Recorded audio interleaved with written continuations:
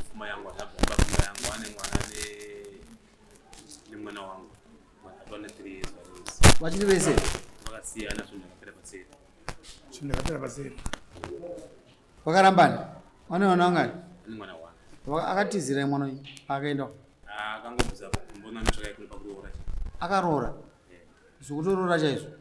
ambanga netsvaka yakuri zvavangobvisa uchakire kunombona hana kuroora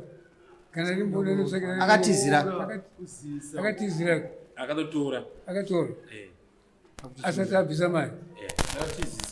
akatizisa ndonotizisa kutora mwana muridzi usati wabvisa mari misire mombe dzake 3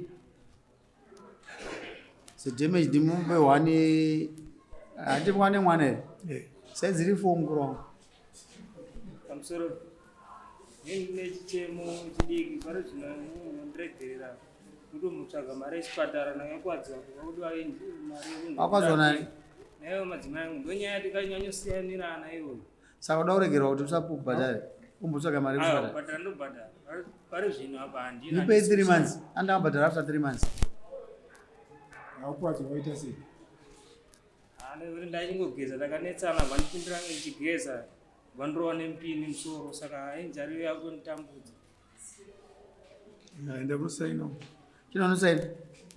anobhadhara mombe 2 1 end of August inosainapo zvaita baba wangu mombe idzo zomuisire $300 mamombe uchivhara dare nai